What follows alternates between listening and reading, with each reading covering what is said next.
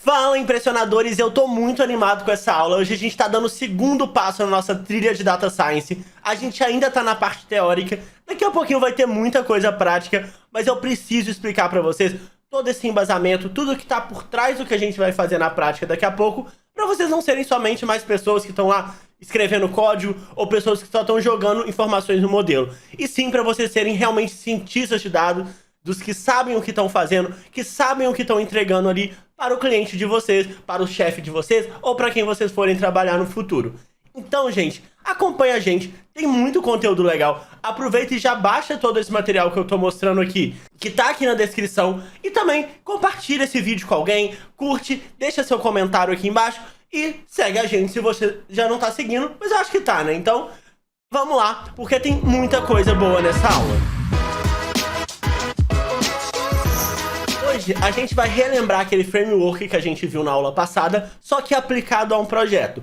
Hoje a aula não vai ter nenhum código, então, gente, calma. Sei que vocês querem codar, sei que vocês querem colocar a mão na massa, mas vamos entender primeiro todo o embasamento teórico, vamos entender cada uma das etapas que a gente mostrou naquele framework da última aula. E se você não viu a última aula, o link dela também tá aqui na descrição.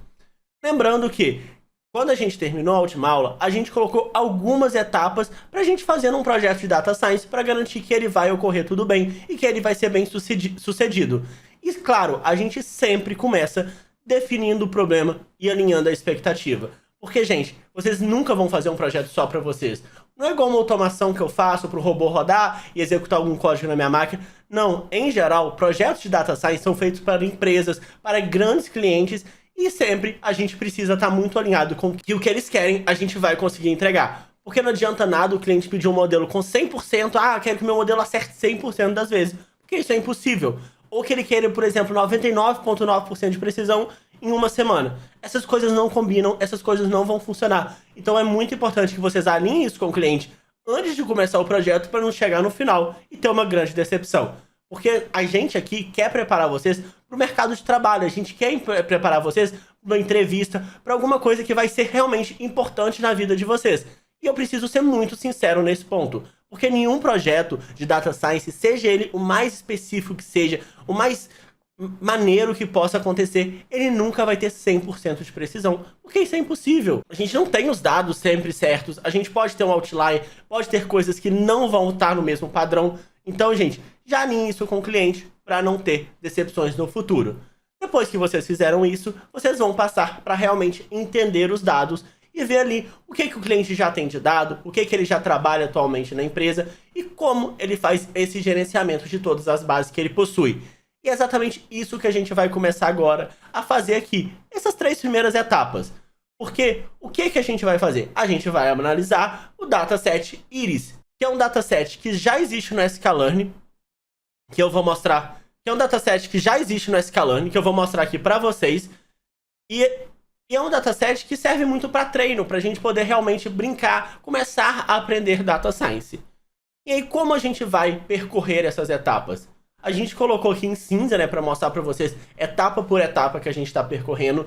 E isso aqui, gente, pode parecer bobo, mas quando você está num projeto de Data Science numa empresa, isso ajuda muito até ao seu cliente, as outras pessoas, entenderem tudo o que você está fazendo. Então, essa mesma etapa que eu mostrei aqui para vocês, que eu estou aplicando agora nesse vídeo, eu já fiz em muita empresa grande. E funcionou. Funcionou para poder alinhar a expectativa, para gerar um entendimento ali das macroetapas de cada um dos processos e até para mostrar para os stakeholders, para os responsáveis pelo projeto, a importância que eles precisam também colocar em cada uma das etapas, porque a definição do problema e alinhamento de expectativa só vai andar se eles te ajudarem. Então, você mostrar que você está travado nessa etapa ajuda muito também a todo mundo colocar a velocidade, colocar a força que precisa nessas etapas específicas.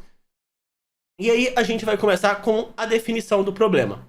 Qual que é o nosso problema? A gente quer classificar uma planta, que é a íris, entre setosa, versicolor e virgínica.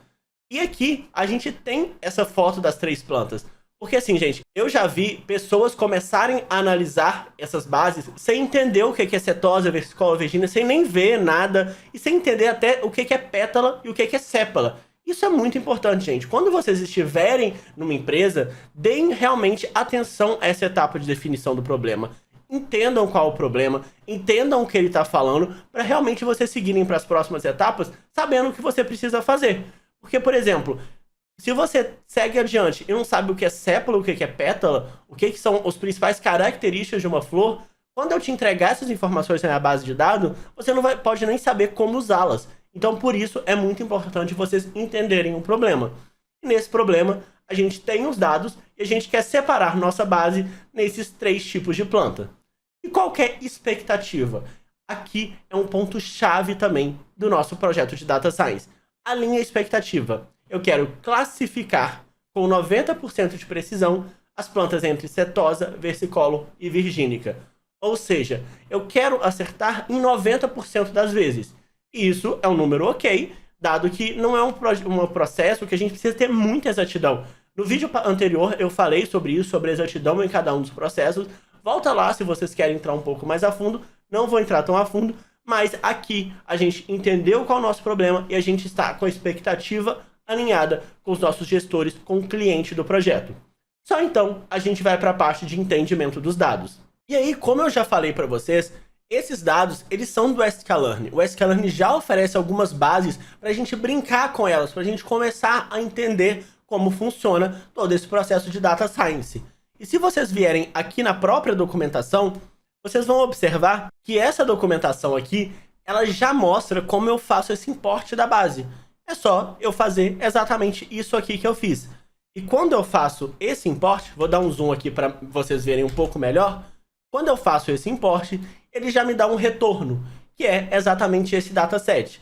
E tem os dados, que são realmente as informações ali da nossa base de dados. Aqui embaixo, ele vai dar também os targets, ou seja, o valor-alvo que eu quero atingir. Ou seja, a classificação de cada uma dessas plantas.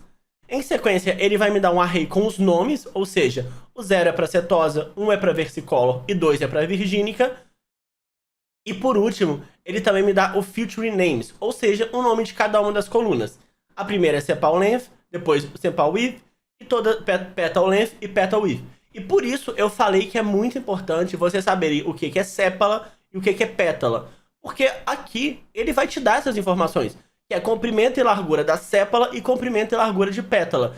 E se você não sabe o que é sépala, não sabe o que é pétala, você só vai estar tratando o dado e jogando o dado no modelo. Aqui não. Aqui a gente está entendendo realmente os dados. E se chegar uma coisa que não faz sentido, por exemplo, chegar um dado lá que eu vejo que a sépala tem 2 metros. Eu já sei que é um dado errado. Se eu não entendo o que é sépala, eu não vou conseguir ter esse discernimento e não vou conseguir ser crítico com os meus dados. Então, isso aqui a gente já entendeu. Já tem todos os dados explicados. Ele tem aqui toda uma descrição, então já está tudo muito pronto. E nesse caso, a gente não vai precisar ali fazer toda a parte de engenharia de dados, porque os dados que a gente precisa já estão aqui. E nessa parte também foi muito mais simples fazer o entendimento dos dados, porque esse entendimento já veio pronto, eu não precisei correlacionar outras tabelas, e é isso que eu queria mostrar para vocês. A gente sempre vai ter esse frameworkzinho aqui, em alguns casos a gente vai ficar muito mais tempo no entendimento dos dados, outros casos a gente vai ficar um tempo grande em engenharia de dados, mas só que sempre ele funciona e sempre vão ter tempos diferentes para cada uma dessas etapas. Então, beleza, passamos pelas 3 primeiras etapas, agora a gente vai realmente para a preparação dos dados. Ou seja, a gente vai organizar os dados para colocar dentro do nosso modelo e dentro do nosso código para poder começar a analisá-los.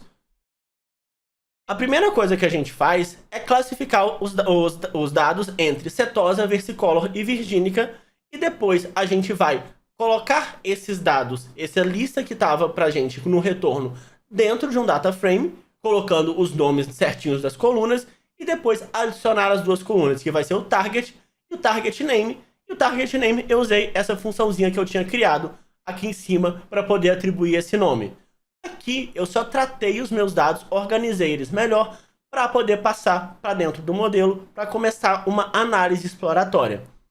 E aqui eu posso mostrar esse display iris, que é o data frame que a gente acabou de criar. Por isso, o Pandas é tão importante aqui. O Pandas vai ser muito importante em toda a nossa análise de dados.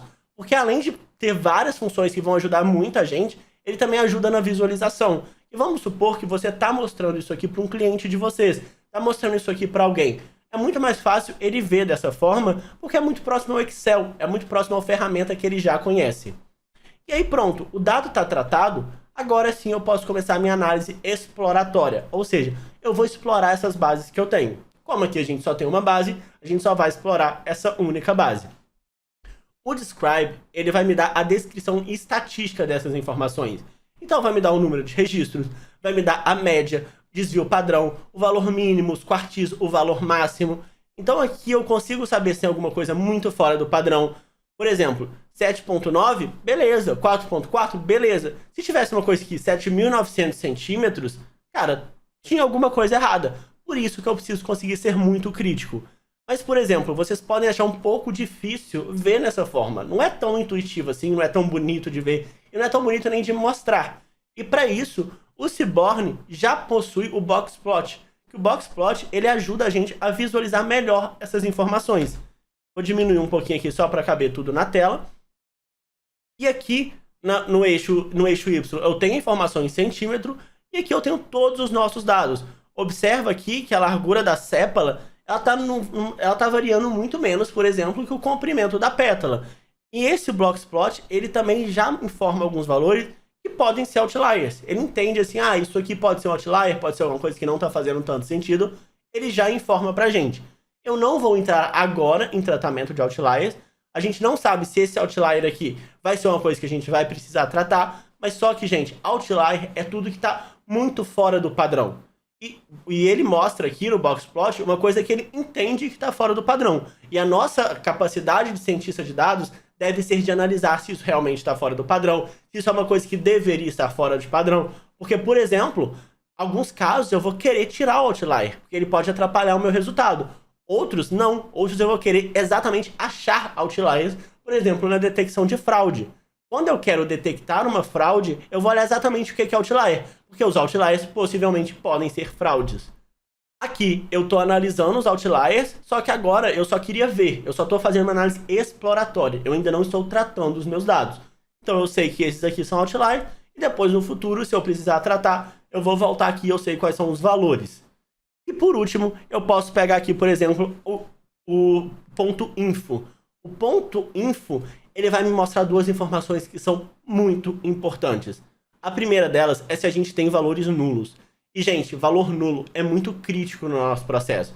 Porque se a gente envia para o nosso modelo um valor nulo, ele não vai entender, ele não vai saber como tratar aquilo. Então a gente precisa, antes de colocar no modelo, tratar valores nulos. E para tratar, a gente precisa saber quantos valores nulos a gente tem.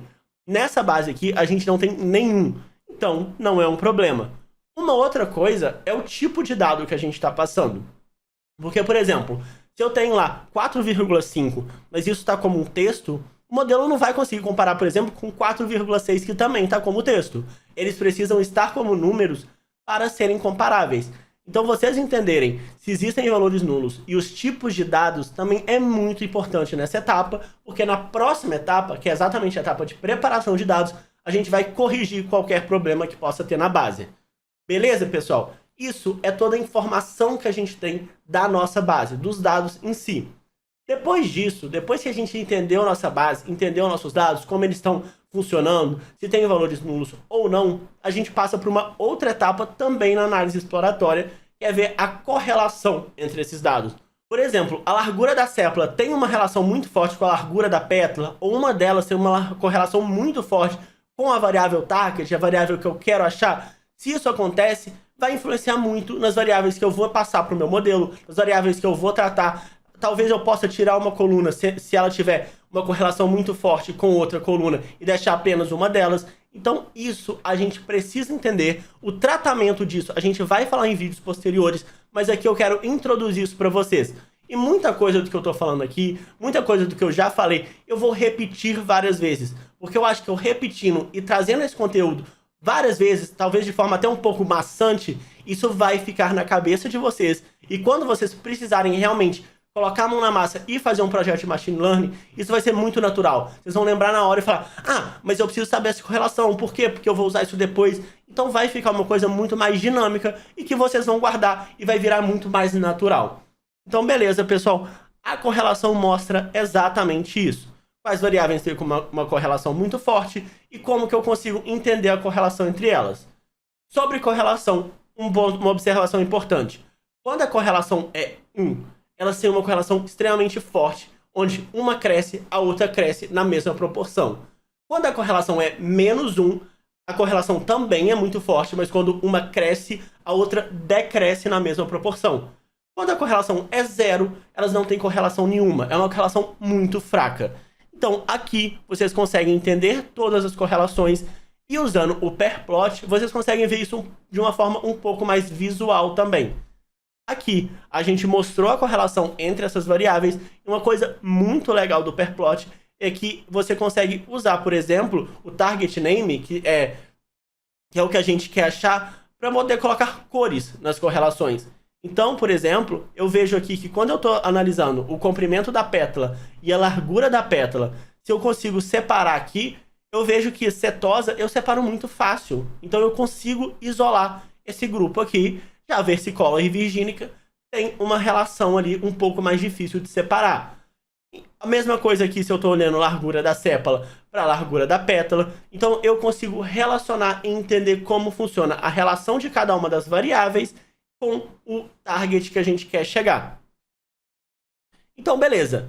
Analisamos, entendemos esses dados, fizemos ali essa preparação e fizemos a análise exploratória. Agora a gente entende os nossos dados, entende o que os dados estão mostrando. O próximo passo que a gente vai fazer é o tratamento dos dados. A gente precisa tratar esses dados de alguma forma? A gente precisa mexer neles para poder colocar dentro do modelo? Aqui, os nossos dados já estão muito prontos. Então, a gente não vai fazer nenhum tratamento muito grande. O que a gente percebeu durante essa análise é que existe uma relação muito grande entre largura de pétala e comprimento de pétala, que faz a gente poder separar cada uma dos targets que a gente quer. Vou aumentar um pouquinho aqui para ver um pouquinho melhor. Então, se eu colocar esse gráfico aqui, eu consigo separar o que é setosa e, de alguma forma, eu consigo separar aqui o que é versicolor e o que é virgínica. Então, vamos entrar exatamente nisso agora. Quando eu faço um outro plot apenas entre largura de pétala e comprimento de pétala, aqui eu consigo ver melhor ainda essa relação e essa separação entre cada um dos targets que a gente tem. A gente tem um grupinho muito fácil aqui embaixo de serviço como setosa, e aqui o versicolor e virgínica, que também, se a gente achar uma reta ali, a gente consegue separar. Lembrando que a gente não vai conseguir separar 100% dos casos, mas não é essa a precisão que a gente quer. A gente quer uma precisão ali de 90%. Então, antes de começar qualquer coisa, de começar qualquer análise, para poder começar a criar o nosso modelo, a gente precisa separar os nossos dados em treino e teste. Porque assim, a gente tem um conjunto de dados que a gente já sabe o resultado. A gente tem lá 150 dados, esses 150 dados eles já estão classificados entre setosa, virgínica ou versicolor. A gente não vai ter mais dados para poder depois testar se o nosso modelo está certo. Então, para poder tratar, para poder começar a criar esse modelo de machine learning, ou qualquer modelo que a gente vai criar, a gente separa os dados que a gente já tem em treino e teste, a gente vai usar o treino para poder treinar um nosso modelo, ou seja, para criar um modelo ali que funcione nesses dados de treino, e a gente usa os dados de teste para poder validar se está tudo certinho, se o nosso modelo está funcionando. Não vou entrar tão a fundo nesse ponto agora, mas depois a gente vai ter uma aula apenas sobre isso, apenas explicando essa importância, como a gente separa em treino e teste. Aqui eu vou ser um pouco mais rápido, um pouco mais objetivo, e a gente vai usar apenas o Train Test Split, também do sklearn, para separar os nossos dados em treino e teste. Feito isso, o que a gente vai fazer? A gente vai tratar esse data frame e criar um novo data frame que a gente chama de treino, mostrado aqui. Ou seja, basicamente a gente fez o que a gente já tinha feito lá em cima para tratar os dados, novamente apenas para organizar os nossos dados de treino. Feito isso, a gente vai novamente plotar. Então o que a gente está fazendo aqui é repetir os passos que a gente já tinha repetido anteriormente, mas agora apenas para o nosso data frame de treino. E quando a gente plota aqui, se a gente quisesse criar um modelo de machine learning, a gente pode pegar os modelos que já existem e pedir para ele poder classificar. Só que o que eu queria fazer com vocês aqui é uma outra coisa. Eu não quero pegar um modelo já pronto que vocês vão colocar os dados e vai cuspir um resultado. Eu queria que a gente criasse o nosso próprio modelo até para vocês entenderem o que tem por trás de muitos modelos que estão por aí. Como que o modelo faz, como que o modelo classifica, como que o modelo vai ajustando ali. Porque assim, gente, isso é muito importante, até quando vocês forem discutir com alguém, quando vocês forem falar com o chefe de vocês, ou com alguém que vocês estão fazendo um processo seletivo. Porque assim, a gente não quer, o mercado não quer pessoas que não saibam o que eles estão fazendo, que só executem código. O cientista de dados é muito mais que isso. O cientista de dados entende o que ele está fazendo, sabe colocar ali coisas muito importantes do negócio e principalmente sabe explicar e sabe o que está por trás ali de toda a parte de código mesmo. Então é isso que eu quero trazer para vocês, essa provocação. Eu vou também falar de forma rápida nesse vídeo, mas depois a gente vai ter mais conteúdos sendo mais específico nesse ponto. Então vamos supor que não exista um modelo de machine learning pronto. Não exista nenhum modelo que já está pronto no mercado ou nenhuma biblioteca. Eu quero, eu mesmo, criar um modelo para classificar esses dados. Aqui, de forma muito fácil, eu consigo separar o target 0. E aqui eu não vou usar o nome, porque geralmente nos modelos a gente usa números, porque ele entende muito melhor do que texto. Eu já falei isso no vídeo anterior, então se quiser volta um pouquinho lá, não vou entrar a fundo nesse ponto aqui agora também. Então, separar o target igual a 0 é muito fácil. Essa reta verde aqui já separa. Então, tudo que está abaixo dessa reta é 0, tudo que está acima é 1 ou 2. Agora, a gente precisa separar esses outros dois targets, esse target 1 e 2. E como que a gente poderia fazer? Pode ser fácil pensar de, vou colocar essa curva aqui, tudo que estiver abaixo dessa curva é amarelo, tudo que estiver acima dessa curva é azul. E aqui, pessoal, é um outro conceito que eu também não vou entrar tão a fundo, mas que a gente não pode simplesmente não falar dele. E eu vou falar várias vezes exatamente para isso entrar na cabeça de vocês e ficar muito natural, que é o underfitting e o overfitting. O que é o underfitting? Underfitting é quando você simplifica muito a sua curva. Ou seja, se eu simplesmente traço uma reta qualquer aqui e falo, essa reta aqui separa de uma forma ok. Pode separar os 90%. Pode ser que no treino ele funcione, mas às vezes ele não vai funcionar no teste. Às vezes não vai funcionar nos dados quando a gente colocar em produção. Já o overfitting é exatamente o contrário. É quando eu tento ajustar tanto a reta, quando eu tento fazer uma reta tão específica, que ele só funciona nos dados de treino. Porque no treino, eu sei, eu tô vendo ali, eu consigo traçar a reta perfeitamente. Mas não necessariamente ele vai funcionar nem mesmo nos dados de teste. E por isso é muito importante a gente separar em treino e teste. E por isso também é sempre importante a gente sempre acompanhar o nosso modelo. E o underfitting e o overfitting é exatamente isso. O underfitting eu simplifico demais a minha reta. Eu não tento melhorar a minha reta, eu não tento traçar ela passando pela maioria dos pontos. E o overfitting eu tento melhorar tanto, mas tanto que eu melhoro de forma exagerada. Então ela passa por todos os pontos, mas ela só funciona para aquele conjunto de pontos. E o modelo balanceado, ele está entre essas duas extremidades, né? Ele está entre o underfitting e o overfitting. E onde entre esses dois ele vai estar, é exatamente o que cabe nós, como cientistas de dados, descobrir. Então aqui eu tenho um overfitting, porque eu fiz um modelo muito específico. Ele só vai funcionar nesse caso. E aqui embaixo eu trago uma outra opção de curva, que por mais que ele erre aqui em 3 casos, essa curva generaliza muito melhor. Essa curva funciona muito melhor para esses dados. E depois a gente vai ver que também vai funcionar muito melhor para os dados de teste. E assim, gente, essa aqui foram curvas que eu tracei apenas aqui, analisando os dados que a gente tem e olhando. E assim, isso já começa a ser um modelo de classificação. Por mais que não tenha um algoritmo de machine learning super complexo fazendo isso, eu já estou criando o meu próprio modelo, meu próprio algoritmo de classificação desses dados. E é exatamente isso que eu quero fazer passo a passo com vocês, para vocês entenderem o que depois um outro algoritmo vai acabar fazendo. Ele vai, por exemplo, classificar aqui. Se está abaixo dessa curva verde, dessa reta verde, ele é 0. Se está entre a reta verde e a reta azul, ele é 1. Se está acima da reta azul, ele é 2. Então, eu meio que criei uma árvore de decisão ali, baseado nessas duas retas, que vai classificar todos os meus pontos. Então, eu tenho um modelo de classificação que não é um algoritmo de machine learning que está trabalhando sozinho, que está ali aprendendo sozinho, mas que eu consegui criar e que funciona. Então, gente, às vezes, quando a gente está na empresa, A gente não precisa criar coisas super complexas, criar uma coisa que vai revolucionar o mundo. Não. Às vezes o nosso chefe, ele quer uma coisa simples, uma coisa muito mais básica. Muitas vezes um algoritmo de regressão, ele funciona muito melhor do que algoritmos super complexos, super que a gente precisa, demora muito mais tempo para rodar. Então o nosso trabalho de cientista de dados também é isso, é entender a necessidade do negócio e qual a melhor forma a gente faz com os dados que a gente tem.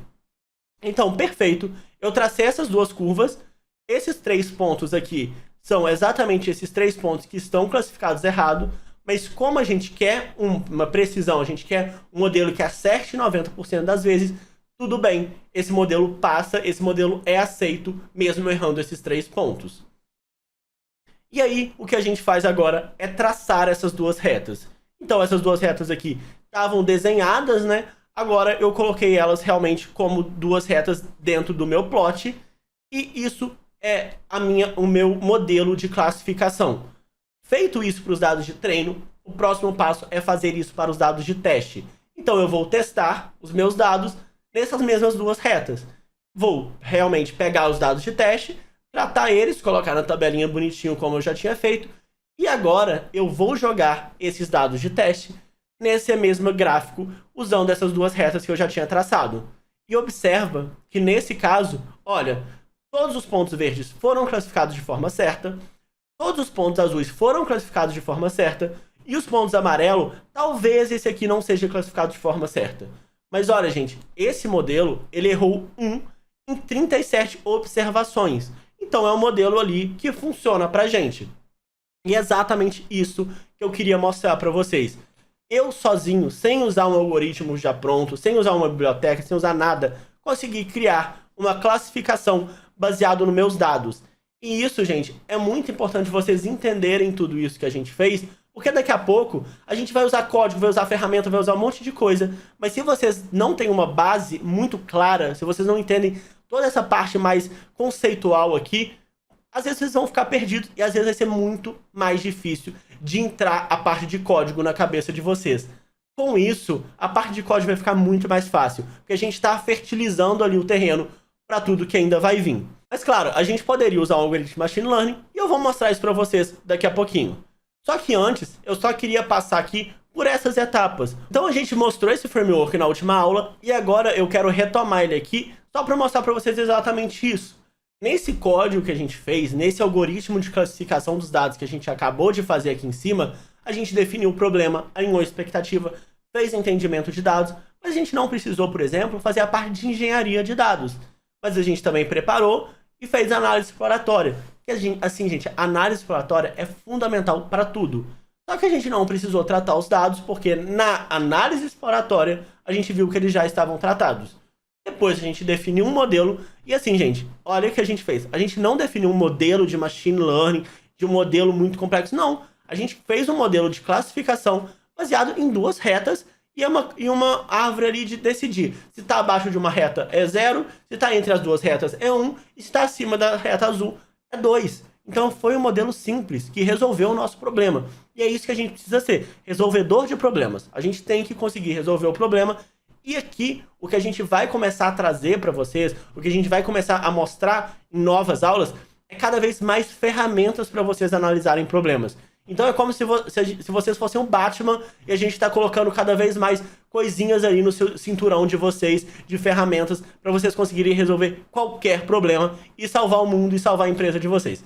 Beleza? Gente, estou muito animado mesmo, porque assim, esse conteúdo me motiva muito, me deixa muito empolgado e eu espero muito que seja também motivando vocês. E assim, se tá motivando, comenta aqui embaixo, comenta o que vocês estão achando, comenta se vocês estão gostando, até pra eu saber se eu continuo trazendo, o que eu trago, o que eu trago novo. E se ainda não curtiu, também curte, beleza? Então a gente criou um modelo e validou o modelo, porque esse modelo passou na condição que a gente queria. A gente não vai apresentar resultado nem implementar, porque a gente não está fazendo isso numa empresa. E depois a parte de observação e toda essa parte de melhora do modelo, a gente também não vai fazer porque a gente só tem uma base de dados fixa. Mas observa como esse frameworkzinho aqui é muito legal para a gente guiar o nosso raciocínio, para a gente entender cada uma das etapas, entender onde a gente está passando, porque daqui a pouco o projeto de Machine Learning que vocês vão fazer, o projeto de Data Science, ele vai ficar etapas que vão se repetir muitas vezes. Isso aqui ajuda muito vocês a terem um guia. Mas aí, beleza, tá falando, queria ter aplicado no Machine Learning, queria ter pegado um código. A gente pode usar. E eu vou mostrar isso pra vocês aqui embaixo. E é isso que eu queria mostrar. Gente, olha como é relativamente simples vocês aplicarem um algoritmo de Machine Learning. Aqui, eu tô... Vou aumentar um pouquinho para melhorar a visualização. Aqui eu tô importando esse algoritmo, tô chamando o meu modelo e eu tô pedindo pro modelo fazer um fit entre o X de treino e o Y de treino. Depois que esse modelo já está treinado, já treinei esse modelo, eu vou pedir para ele predizer as informações baseado nos dados de teste. E aí ele fez essa predição e eu posso observar entre o dado de teste e o dado real. Então aqui ele prediz que era 0, o target era 0, ele acertou. Aqui ele prediz que era 1, o dado era 1, ele acertou. E aqui embaixo eu fiz só um check para ver se ele errou e quantas vezes ele errou. Ele errou apenas em um dos casos, onde ele disse que era 2, ele classificou como 2 e na verdade era 1. Então, esse algoritmo também funcionaria para o nosso modelo, dado que a gente quer uma precisão de 90%. E olha aqui, pessoal, com poucas linhas, a gente criou um modelo usando o Random Forest, que é um modelo bem complexo, bem completo e bem legal de ser usado. E o que eu queria mostrar para vocês é exatamente isso. A parte do código, às vezes vai ser simples. Olha aqui, em pouquíssimas linhas a gente fez isso. Mas o que está por trás, o entendimento do que ele fez, é exatamente isso que é mais complicado. E é isso que diferencia uma pessoa que vai ser realmente o diferencial de mercado em Data Science. E é exatamente isso que eu quero trazer para vocês. E por isso a gente criou um modelo sem usar código, sem usar bibliotecas prontas, sem usar, por exemplo, esse Random Forest Classifier aqui embaixo. Exatamente isso que eu queria trazer para vocês. E eu espero muito que vocês tenham gostado, porque assim, gente, eu quero trazer a base e eu quero deixar uma base muito forte. Então é isso. Muito obrigado por vocês terem assistido. Eu vou deixar aqui na tela algumas outras sugestões de vídeos. Espero que vocês estejam gostando desse conteúdo e valeu!